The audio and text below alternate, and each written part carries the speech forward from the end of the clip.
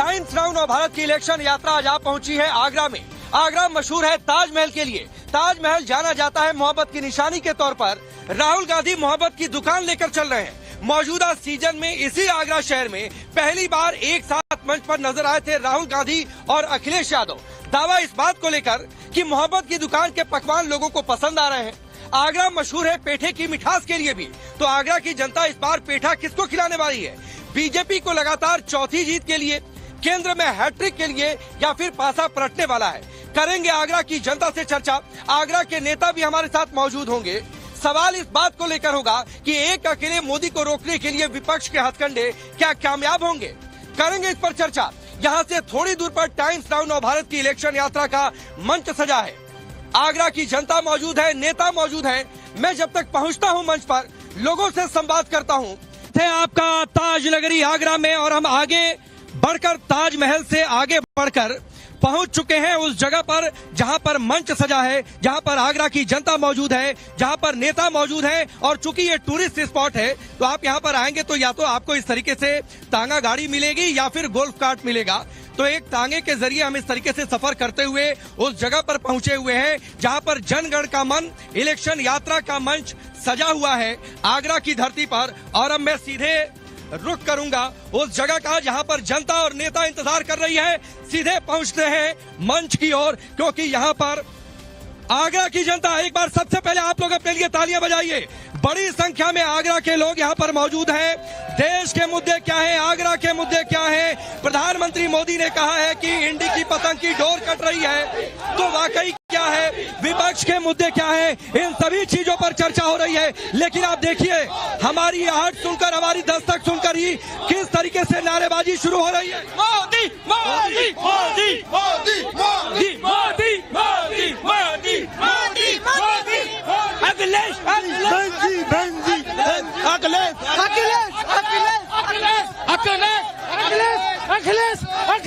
अखिलेश जिंदाबाद। नहीं, सब तो ठीक है, आप अपने नेता की नारेबाजी कर रहे हैं, लेकिन पीएम मोदी ने कहा कि इंडी पतंग की डोर कट रही है। इंडी पतंग की डोर कट गई है, आप लोग क्या कहेंगे?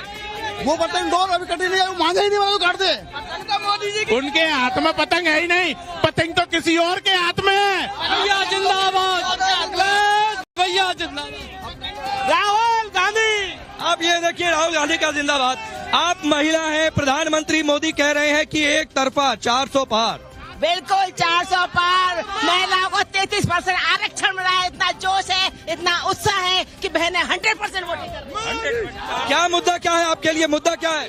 400 पार मुद्दा भी यही है। मुद्दा नहीं है, बिना मुद्दा के चुनाव में है। राष्ट्र 2047 हमारा मुद्दा है, बस वहीं तक हमें देखना है। आपका मुद्दा क्या है भाई? बोलिए बोलिए। हिंदू राष्ट्र, हिंदू राष्ट्र की कहाँ बात करने लगे? अच्छा, स्वास्थ्य, रोजगार, ये आज के मुद्दे इस देश के। आपका क्या है भाई? विकसित भारत, विकसित भारत, विकसित भारत, विकसित भारत। चलिए मैं मंच पर चलता हूं, मैं आऊंगा, सबके बीच आऊंगा, लेकिन सबसे पहले मैं आपका परिचय आज के मेहमानों से करवाता हूं। और आप ये देखिए, मेरे दाईं ओर हिमांशु त्रिपाठी जी हैं, वरिष्ठ पत्रकार हैं।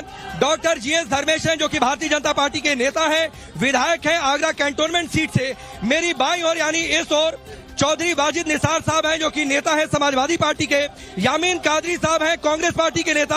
और डॉक्टर भारतेंदु अरुण जी हैं, वो नेता है बीएसपी के। बीएसपी का कितना स्टेक है? लेकिन इससे पहले कि मैं नेता लोगों का रुख करूं, एक बार फिर से जनता के बीच जाऊं, एक रिपोर्ट आपको दिखाना जरूरी है। और ये रिपोर्ट है कि प्रधानमंत्री मोदी ने किस तरीके से कहा कि इंडी की डोर कट चुकी है, विपक्ष ने कैसे पलटवार किया है। तो जितनी जनता मौजूद है और नेता मौजूद है, उनके रेफरेंस के लिए एक रिपोर्ट, सामने टीवी भी है, आप एक रिपोर्ट देखिए 2 मिनट की, फिर उसके बाद डिबेट यहां से शुरू करते हैं।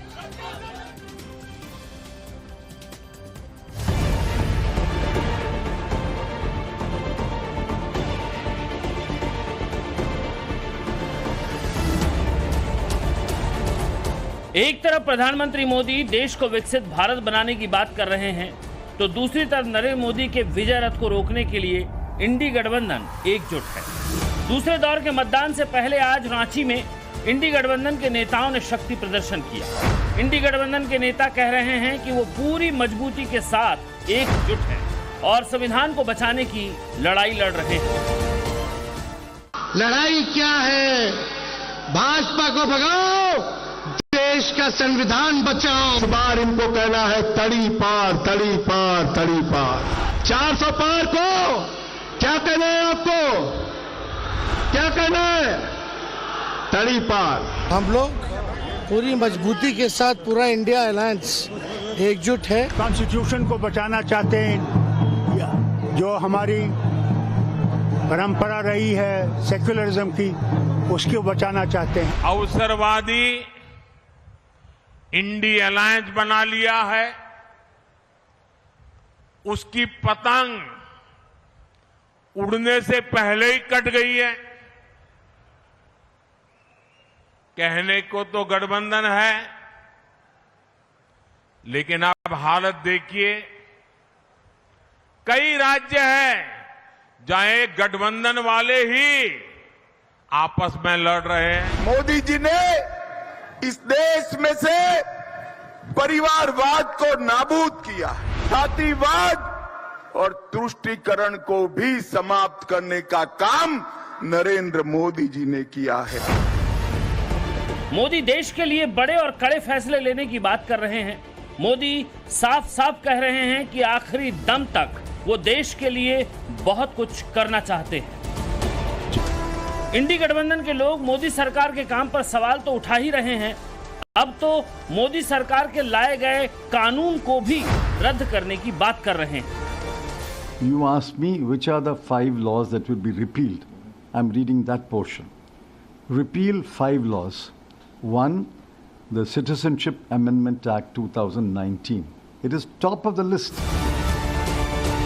इस बीच प्रधानमंत्री मोदी और बीजेपी के नेता सनातन के मुद्दे पर विपक्ष पर हमलावर है, तो राम मंदिर पर विवादित बयानबाजी करने वाला विपक्ष अब पलटवार कर रहा है।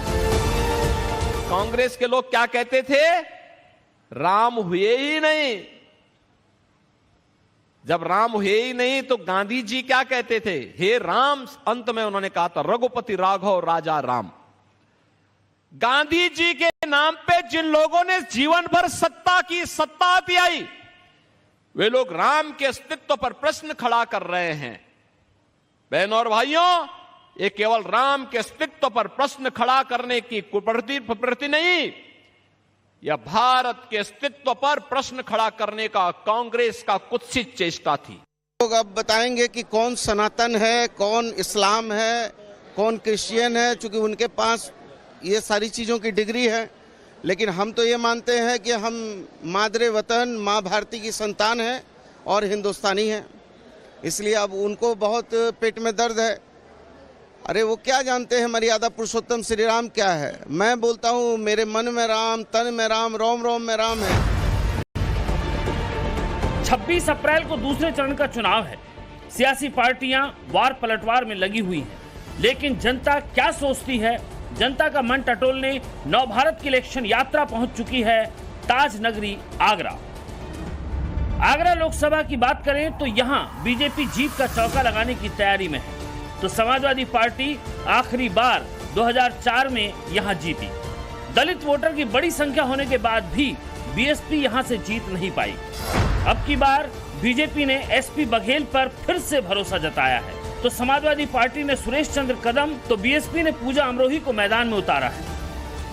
अब सवाल है आगरा की जनता अब की बार किसे जीत का ताज पहनाएगी? इसी सवाल का जवाब जानने सीधे चलते हैं जनता के बीच इलेक्शन यात्रा में।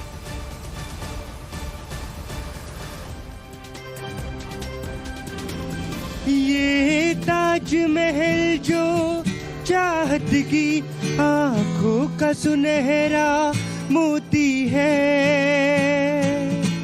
हर रात जहां दो रूह। तो ये ताज नगरी में मौजूद है और देखिए जनगण का मन है इलेक्शन यात्रा में, तो इसीलिए जनता जनार्दन बड़ी संख्या में मौजूद है।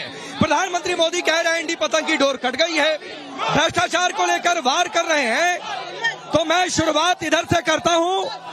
4 बार से आगरा में समाजवादी पार्टी दूसरे नेता हार रहे हैं। प्रधानमंत्री मोदी कह रहे हैं वो थकते नहीं हैं, उनको काम की भूख है और इसीलिए विपक्ष हारता है। मैं बताना चाहूंगा आज इस चैनल के माध्यम से, ये आगरा ताजमहल जो ताज नगरी है, प्यार की नगरी है, 14 सन 2014 29 नवंबर को प्रधानमंत्री आगरा में आए हुए थे और उन्होंने कोठी मीनार फील्ड से बोला था कि आगरा में अंतर्राष्ट्रीय स्टेडियम और स्टेडियम आपका मुद्दा है। मैं मोहब्बत की दुकान का क्या, ये मोहब्बत का शहर आपने कहा, तो बात सुन लीजिएगा। आज मेरी बात सुन लीजिएगा। आज भारत में हिंदू, मुसलमान और दलित को, शोषितों को, वंचितों को आज उनके हक और अधिकार से वंचित कर रही है। कौन वंचित कर रहा है? भाजपा सरकार। कैसे वंचित कर दिया? वंचित कर, मैं बताऊंगा। कौन सा अधिकार छीन लिया? एक इतने लोग हैं, अकेले आपसे नहीं बात होगी ना। हाँ बताइए। उज्ज्वला योजना देखे और गरीबों को हम ये उज्ज्वला योजना जो पार्टी दे रही है, या फिर सुलभ शौचालय है, आवास योजना, नहीं वो कह रहे हैं कि मुस्लिमों का हक छीन लिया, माइनॉरिटीज का हक छीन लिया। 13 करोड़ आवास 13 करोड़ आवास योजना देकर क्या हिंदू देखा, क्या मुसलमान देखा, क्या दलित देखा, क्या देखा उसमें? सबको साथ, सबका जनधन योजना के साथ में सबका खाता खुलवाया, सबके खाते में पैसे डलवाए। तो आप लोग डरा रहे हैं मुसलमानों को बीजेपी के नाम पर। होना चाहिए वो मुद्दे नहीं ले, आप लेके आ रहे। महंगाई का मुद्दा है, शिक्षित होने का मुद्दा है, बेरोजगारी का मुद्दा है। मोदी जी कहते हैं भारत देश विकसित हो चुका है, तो फिर 5 साल राशन किनको दे रहे हैं? गरीबों को दे रहे, अमीरों को दे रहे हैं। ऐसा पहला प्रधानमंत्री है जो आने वाले 5 साल और भीख देना चाहते हैं जनता को। हमें चाहिए रोजगार, रोजगार चाहिए, रोटी हम खुद कमाने। नहीं तो ठीक बताइए, तो फ्री बिजली वाला भी नहीं चाहिए आपको? बिल्कुल नहीं चाहिए। नहीं चाहिए ना, तो आप उन नेताओं को नकारेंगे जो फ्री बिजली। जनता जाग चुकी है, जनता जाग चुकी है। महिलाओं को अभी समझ में नहीं आ रहा है, क्योंकि ये नहीं, बात आपकी ठीक है। तो पहले आप बोलिए कोई फ्री नहीं चाहिए। चाहिए अच्छी सरकार चाहिए, शिक्षा, ये बात आपकी ठीक है। कुछ भी फ्री में नहीं चाहिए ना। होनी चाहिए शिक्षा फ्री होनी चाहिए, जिससे गरीबों के बच्चे आगे पढ़ के पहुंचे। सिलेंडर, बिजली, ये सब फ्री नहीं चाहिए। शिक्षा फ्री होनी। बहुत सही बात है। नौकरी ठीक है। जो नेता है वो नेता यहाँ के लोगों की आवाज सुन ले, और मैं इसलिए आगरा की जनता की तारीफ करूंगा जो ताल ठोक कर कह रहे हैं कि भाई फ्री कुछ नहीं चाहिए। तो कोई भी नेता मैनिफेस्टो में ये कहता है कि हम बिजली फ्री देंगे, कुछ भी फ्री देंगे, तो वो ये सोचे कि आखिर वो क्या कह रहे हैं। चलिए रुक जाइए, रुकिए। अब आपके नेता लोगों के पास जाओ, नहीं तो नाराज हो जाएंगे ये लोग कि हमारे पास नहीं आए बुलाकर। वाजिद साहब, पहला सवाल आपसे। अरे रुकिए भाई, पहला सवाल आपसे है। मोहब्बत की दुकान इसी आगरा में नारा लगा था, अखिलेश यादव भी आकर बोल कर गए थे। मोहब्बत की दुकान का पकवान पता नहीं लोगों को पसंद नहीं आ रहा है। क्या पसंद नहीं यार? लोग कह रहे हैं मोहब्बत की दुकान का पकवान पसंद नहीं है। आवाज सुनो, पसंद आ रही है? पसंद है। ये देखिए राकेश भाई, पसंद आ रही है आपका। ये आगरा की जनता को पसंद आपके पास आऊंगा। आ रही है पसंद आ रही है। हाँ चलिए, देखो पसंद आ रही है। हाँ ठीक है, मिली जुली। अब मुझे एक बात, रुकिए। यामीन कादरी, अब यामीन कादरी साहब, आपसे सवाल है। यामीन कादरी साहब, प्रधानमंत्री मोदी ने कहा है कि इंडी पतंग की डोर कट गई है। पतंग तो ओवैसी जी की, मोदी जी के हाथ में है। इसी कारण आज तक उनके खिलाफ भारत के हिंदुओं को गाली देने पे एक मुकदमा भारत में कायम नहीं हुआ। पतंग की डोर मोदी जी, अमित शाह जी के हाथ में है, जो ओवैसी जी के रूप में है। उनको माइक लेकर बोलिए, आवाज नहीं। ओवैसी जी के आदमी को फडणवीस जी, महाराष्ट्र के मुख्यमंत्री, हवाई जहाज में गाली हिंदुओं को देने पर बिठाल कर लाते हैं अदालत में। इससे बड़ी पतंग की डोर इस भारत में हो नहीं सकती। ठीक है कादरी साहब, गलाने के लिए, नहीं कादरी साहब, आपने के लिए सुनिए, आपके किन किन नेताओं ने भगवा को आतंकवाद से जोड़ दिया?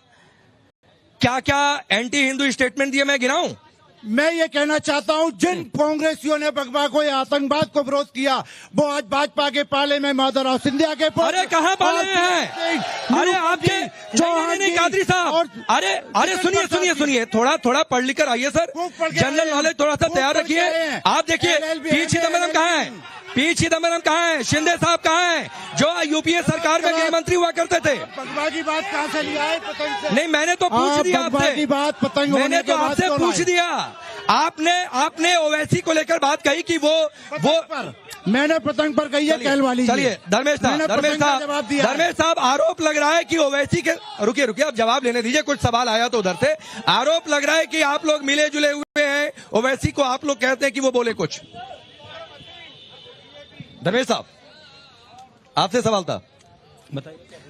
सवाल यह है कि ये कह रहे हैं कि ओवैसी को आप लोग प्लांट करते हैं कि वो बोले, और उन बयानों का फायदा आपको चुनाव में मिले। देखिए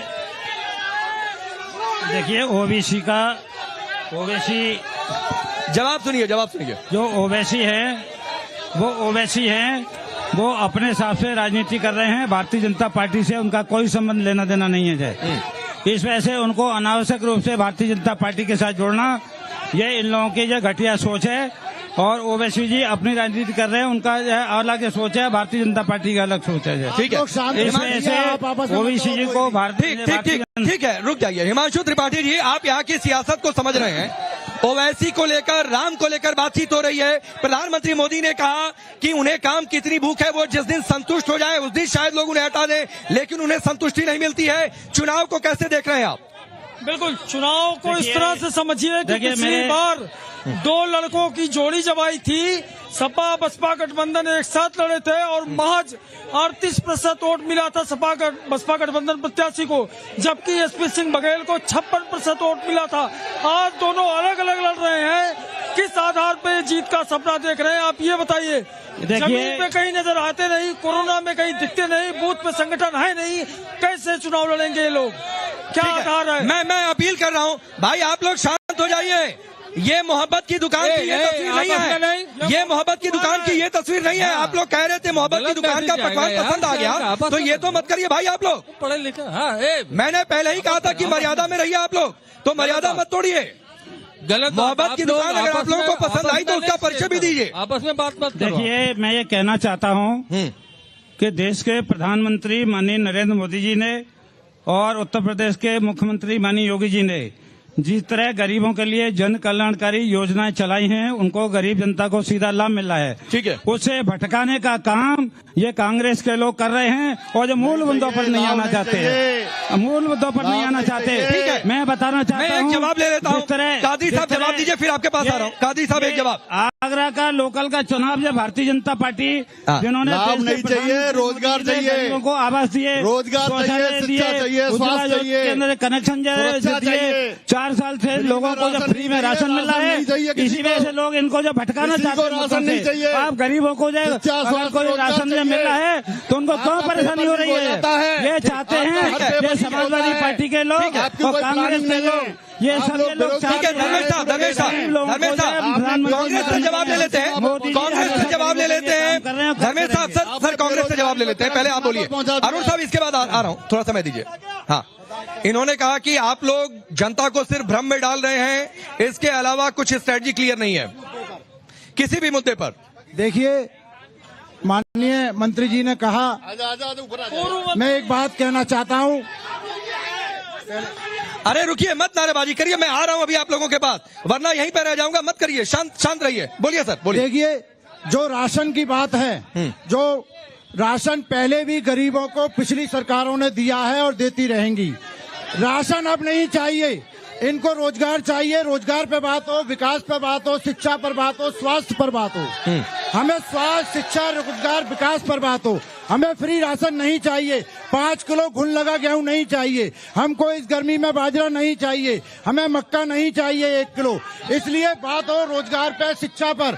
ठीक है, आज शिक्षा में 6,000 रुपए का कोर्स है, फर्स्ट क्लास का। ठीक है सर। भारतेंदु अरुण जी, एक प्रतिक्रिया आपकी भी। आपकी पार्टी को लेकर लोग कह रहे हैं कि अधिक जगह पर तो आप वोट काटने के लिए खड़े हो गए हैं, इनडायरेक्टली आप सपोर्ट कर रहे हैं। बहुजन समाज पार्टी किसी गठबंधन में नहीं है। बहुजन समाज पार्टी अपना निष्पक्ष चुनाव लड़ रही है। हाँ। और बहुजन समाज पार्टी त्रिकोणीय चतुष्कोणीय मुकाबले में जीत करके आती है। आप लोग, जो लोग कह रहे हैं कि हम लोग 400 पार आएंगे, तो फिर गठबंधन क्यों कर रहे हैं? जरा से दलों से 4-4 सीटों में गठबंधन कर रहे हैं। जब 400 सीटें आ ही रही हैं, तो फिर गठबंधन की जरूरत क्या है? ठीक है, वाजिद साहब एक सवाल आपसे। अगर कांग्रेस के नेता ये कह रहे हैं कि सीए वापस ले लेंगे, कोई राम की बात कर रहा है, तो क्या पूरी स्ट्रेटजी सिर्फ ये है कि तुष्टीकरण वाली सियासत के जरिए मोदी को हरा देना है? देखिए राकेश भाई, ये आगरा शहर है, मोहब्बत का शहर है, और लोकसभा इलेक्शन चल रहे हैं। तो मेरी छोटी सी राय आपको यह है कि यहाँ के मुद्दों पे हम बात करें तो ज्यादा अच्छी बात है। दोनों बात करेंगे, क्योंकि देश का भी चुनाव है। एक मिनट यहाँ यही मैं कहना चाहता हूँ कि मुद्दों पर बात होनी चाहिए। वो लोकल नेता पर बात करें, ये राष्ट्रीय प्रवक्ता या कोई भी नहीं है। नहीं, ठीक है, अच्छी बात है। राष्ट्रीय मुद्दों पे हम कोई टिप्पणी नहीं करेंगे, ठीक है, वो हमारे राष्ट्रीय प्रवक्ता करेंगे। चलिए बता दीजिए फिर, 4 बार से यहाँ पर जीत क्यों नहीं पा रहे हैं? 4 बार से यहाँ पर आगरा में जीत क्यों नहीं पा रहे हैं? नहीं तो उससे पहले 2 बार हम जीत रहे थे, तो भाजपा क्यों नहीं जीत रही थी 99 और 2000? तो आप अपने हिस्से का जवाब दीजिए ना। अरे आप अपने हिस्से का जवाब दीजिए, भाजपा के हिस्से का जवाब क्या है? आज लोगों को इन्होंने जिस तरीके से बेवकूफ बनाने का काम किया, झूठे वादे करने का काम किया, उसमें लोग आ गए। अब कौन बेवकूफ बना रहा है? 10 साल भाजपा वाले, अब 10 साल इनके फेवर से निकल आए लोग। एक भी आरोप बताइए कि जो जनता इनके के लिए वादे थे वो सब झूठे साबित हो गए। अच्छा। अब 2024 है, अब 14 नहीं है, 24 है, और 24 में इनकी गलतफहमी आगरा की जनता निकाल दी। चलिए ठीक है, मैं फिर से एक बार जनता के बीच जा रहा हूँ और फिर इस बात को लेकर चर्चा होगी। भाई किसकी गलतफहमी दूर हुई है? ऐसा सर, मैं किसी पार्टी से नहीं हूँ, पर लेकिन जो लॉन्ग टर्म में जो बेनिफिट देगा लोग उससे जुड़ेंगे। आज कौन लॉन्ग टर्म में बेनिफिट दे रहा है? अब ये सबको जानता है कि फ्री का जो सिस्टम चल रहा है आजकल, तो अरे नाम लीजिए ना, कौन फ्री का सिस्टम दे रहा है? ऐसा है जी, मैं किसी के फेवर में तो नहीं, लेकिन मोदी जी जो है लॉन्ग टर्म में बेनिफिट देने के लिए पूरी योजना बना रहे हैं, वो बेटर है। आप बोलिए, आपने अभी नहीं बोला है, बोलिए किसका मुद्दा क्या है? मेरा मुद्दा ये है सर कि पहली बार मैंने अपनी लाइफ में, जब ये नरेंद्र मोदी जी प्रधानमंत्री नहीं थे तो मनमोहन सिंह जी की सरकार थी, तो ये कहते थे कि डॉलर, जिस देश में डॉलर महंगा हो जाए और रुपया गिर जाए, उसका प्रधानमंत्री को भूखा क्या है? डॉलर की कीमत क्या है? इन्होंने क्या है? आपसे पूछा, बलात्कार इसमें जो लगे ऊपर है, और ये चाहते हैं कि भारतीय जनता आपको पता नहीं है, उसके बाद आप डॉलर पर सवाल क्यों नहीं करेंगे? 80 से ऊपर है। कई लोगों से राशन जब पहुंचा मैं कह रहा हूँ अब रुपया, अरे रुको ना, अब जब से डॉलर गिर रहा है तो क्या प्रधानमंत्री भ्रष्टाचारी है? भ्रष्टाचार हो रहा है ना? अब प्रधानमंत्री हो रहा है कि सारे एयरप्लेन बेच दिए, सब प्राइवेट कर दिया उन्होंने, जो सरकारी चीज थी। क्या प्राइवेट हो गया? अरे जहाज बेच दिया। कौन सा जहाज बेच दिया? कौन सा जहाज बेच दिया? कितने एयरपोर्ट थे? Air India. सवाल, रुकिए, आपको सवाल किससे पूछना है? सवाल बताइए। मैं आगरा का वासी हूँ, मैं आगरा की बात करता हूँ। मैं आपसे पूछना चाहता हूँ, ये मुझसे क्या पूछेंगे? नेता लोग से पूछे भाई। मैं भाजपा के लोगों से पूछना चाहता हूँ, आप लोग हमेशा हवाई बातें करते हैं, बड़ी बड़ी बातें करते हैं, आगरा के मुद्दों पे कोई क्यों नहीं बात करता है? आगरा में बैराज की बात हुई थी, आगरा में स्टेडियम की बात हुई थी, आज आगरा में ऐसे कई दावे करके प्रधानमंत्री गए थे इन लोगों के नेता। धर्मेश जी जवाब ले लूं आप। एक मिनट। और आज क्या वजह है जो इनका फतेहपुर सीकरी का वर्तमान का सांसद आज गांव में नहीं घुस पा रहा है, गांव के बाहर से निकल जाता है, जिस गांव में वो जाता है? पूछिए, जवाब चाहिए ना। धर्मेश जी बोलिए, ये कह रहे हैं बराज स्टेडियम क्या हुआ इस वादे का? भाजपा के विधायक, अरे सवाल लूंगा, जवाब सुनिए ना, ये आपके पास। अरे भाजपा के विधायक भाई ने सवाल पूछा, जवाब ले लेने दीजिए। बोलिए धर्मेश साहब। देखिए, मैं इनकी बात का जवाब देना चाहता हूँ। इन्होंने 2 बात कही है, एक तो हवाई अड्डे की बात कही है, दूसरी बैराज की बात कही है।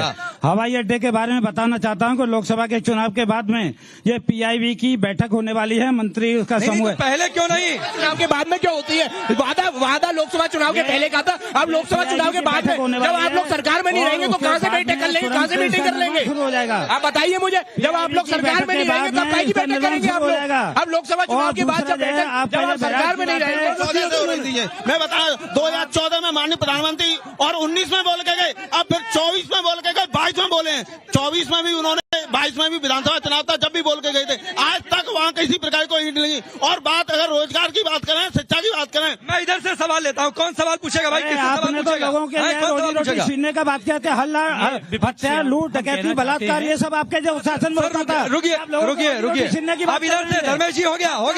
अरे इधर से सवाल लेने दीजिए। सवाल विपक्ष से ये बात, नेता के नाम बोलकर बोलिए, किससे सवाल है?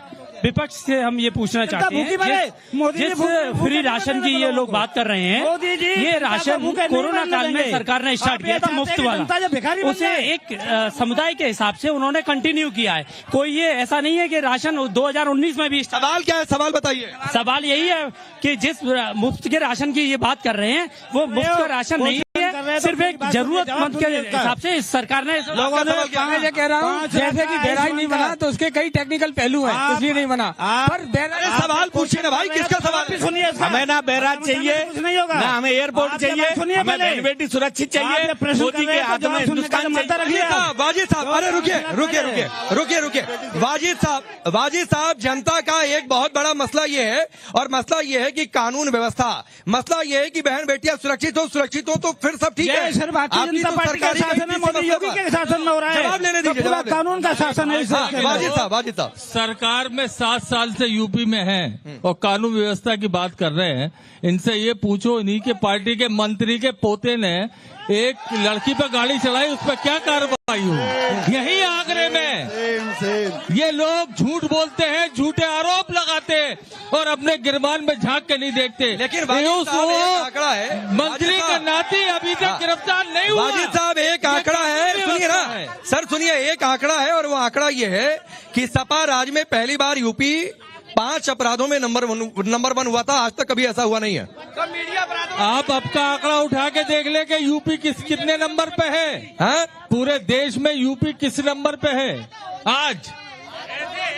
बताइए आप बताइए कौन से नंबर पे है यूपी? आप बताइए ना, आप आंकड़ा अगर तैयार करके आए, मैंने तो एक आंकड़ा बता दिया। बात कर रहा हूँ। अच्छा चलिए, आज यूपी अपराध में पहले नंबर पे है। अच्छा चलिए, अरे रुकिए भाई, रुकिए ना निसार साहब, एक सवाल जो लोगों का बड़ा ये है और बड़ा मुद्दा ये है, कानून व्यवस्था एक बड़ा मुद्दा है और लोग कह रहे हैं कि यूपी में पहले बहुत बुरी स्थिति थी और लोग एक बार फिर से उसी पर वोट करेंगे। यूपी में कानून व्यवस्था को लेकर बुरी स्थिति थी जब अदर सरकारें थी, भाजपा से अदर। मैं पूछना चाहता हूं कि हाथरस की एक दलित बेटी के संग बलात्कार करके उसको जला दिया गया, उससे बुरी स्थिति नहीं हो सकती। लखीमपुर अब देखिए, बोलिए तो आप हटते हैं, बोलिए से मत हटाइए। नहीं, मैं आप ही लखीमपुर खीरी के अंदर एक बेटी के ऊपर जिस तरीके से मंत्री पुत्र, गृह मंत्री जो आज भी है, उसके पुत्र द्वारा जिस तरीके से मारा गया और उसके खिलाफ रात के 2 बजे नहीं सब ठीक है सर, एक क्रॉस ले लीजिए। आप हाथरस पर बात करिए, बहुत अच्छी बात है। सुनिए ना, पहले सुनिए, तो संदेश खाली पर आपके नेता चुप क्यों थे? अरे यूपी, अरे हमारी नेता रात के 2 बजे संदेश खाली पर नेता क्यों चुप थे? आपने सुना संदेश खाली पर किसी का बयान? आप लोगों ने सुना क्या संदेश खाली पर बयान? दिल्ली में हत्या होती तब कोई कांग्रेसी नहीं बोलता, कोई सपा वाला नहीं बोलता है। आज हाथरस में राजस्थान में भी कोई नहीं गया है, विपक्ष वाले राजस्थान में भी कोई नहीं गए। सुनी जा रही हो, देश की सुरक्षा, शांति और नहीं लगना, इसीलिए वोटिंग करना चाहिए हम लोगों को। और भ्रष्टाचारियों पर निरंतर जो कार्रवाई कर रहे हैं मोदी जी, और आगे भविष्य में भी करते रहे। भ्रष्टाचार नहीं होगा तो विकास होगा। यूपी आज नंबर 1 पे है, यूपी आज नंबर 1 पे है, टॉप। योगी जी ने कमाल कर दिया है, उनका जवाब नहीं है, तो हमको यूपी सुरक्षा के मामले में नंबर 1 पर है और मोदी जी पे विकसित। अरे ये लोग कह रहे हैं, रुकिए, यहाँ से कम बात हुई है। ये उधर आवाज आ रही है कि सुरक्षा सबसे बड़ा मुद्दा है यूपी में। जी बहुत बड़ा मुद्दा है। जिस तरीके से आए दिन रोड पर जो कहते हैं कि जब भी निकलती है कहीं चेन टूट जाती है, इसी आगरा के अंदर कौन कह रहा है? अरे विधायक की पुत्र वधू के गले की चैन तोड़ ले गए। सच्चाई है, बिल्कुल झूठ है। कौन झूठा है? अरे विधायक जी को जो आदमी अपने 7 फेरों नहीं कर सका, उसको क्या गारंटी दे रहे जो 7 फेरों गारंटी नहीं दी? अरे विधायक जी आज खुद 5 साल बाद दी गए हमें, आज तक हमने इनको दी गई। अरे ठीक है, मैं विधायक जी के पास चलता हूँ। रुकिए, मैं विधायक जी के पास चलता हूँ। धर्मेश जी, कई लोग कह रहे हैं कि आप दिखे ही नहीं, क्या है, जरा जवाब दीजिए उन्हें। मैं ये बताना चाहता हूँ, उत्तर प्रदेश के यशस्वी मुख्यमंत्री माननीय योगी आदित्यनाथ जी का कहना है कि अपराध कोई भी करेगा, कोई भी किसी भी पार्टी का हो, कितना बड़ा नेता हो, उसका अगर कोई अपराध करता है तो उसके खिलाफ यह कार्रवाई होगी। इसी वजह से उसको बचाया नहीं गया मंत्री पुत्र को, उसके खिलाफ FIR हुई है और अपना कानून अपना जो काम कर रहा है। इनके शासनकाल में क्या होता था, ये जो उनको ये ठीक है, ये ठीक है। भारतेंदु अरुण जी, आप लोग कोई गेम चेंज कर पाएंगे कि गेम बिगाड़ेंगे? भाई मेरी बात पूरी हो जाए। मैं ये कहना चाहता हूँ कि इनके शासन काल में एक समाजवादी पार्टी के कार्यकर्ता थाने में घुस करके सीओ को, दरोगाओं को पीटते थे।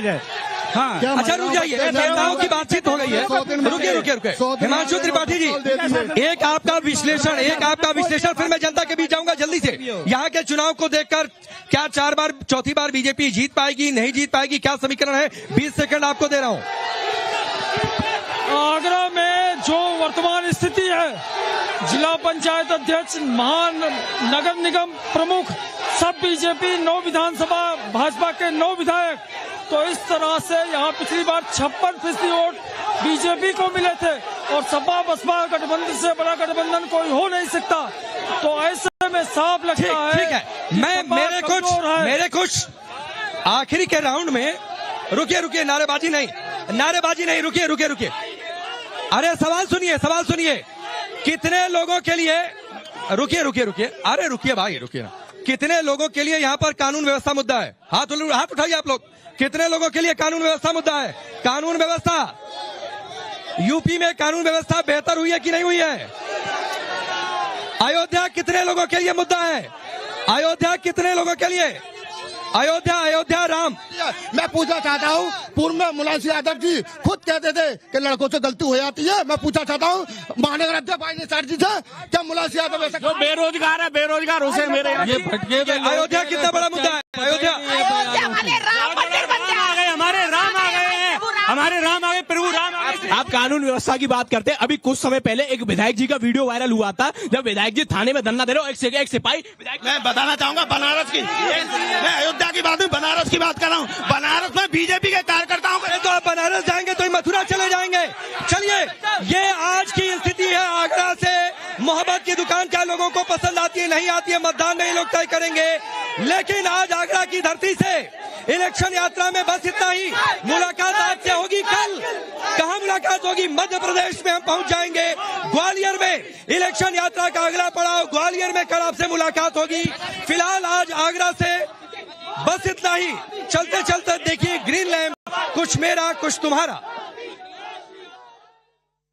कांग्रेस की और इंडी गठबंधन की जो डोर है, वाकई में प्रधानमंत्री ने बिल्कुल सही कहा है कि उनकी जो डोर है वो कट चुकी है और उनकी डोर अब आकाश में खुले में उड़ रही है। अब उसे कोई रोकने वाला नहीं है, क्योंकि अब मोदी जी की जो पतंग है वो 400 पार, क्या मैं बता रहा हूं, और ज्यादा अच्छे बेहतर नंबरों से इस बार देश में आ रही है। तो बहुत ज्यादा जो उन्होंने बात कही है वो बिल्कुल सत्य है और इस बात में कोई भी दो राय नहीं है। मोदी जी क्या बोलते हैं ये तो सही नहीं है, लेकिन इतना जरूर है कि उनके बराबर कोई झूठे मतलब पूरे हिंदुस्तान तो क्या पूरे विश्व में नहीं है कोई नेता ऐसा जो झूठ बोलने में माहिर हो। वो कहते थे हम विदेश से काला धन लेके आएंगे, गरीबों के खाते पैसा आएगा 15 लाख रुपए। क्या किसी के खाते में 5,000 रुपए आए अब तक? बताइए। सच्चाई ये है कि ये अपने तरीके से सारी बातें बोल देते हैं, लेकिन धरातल पे कुछ नहीं है, बेईमानी के अलावा और कुछ नहीं, झूठ के अलावा।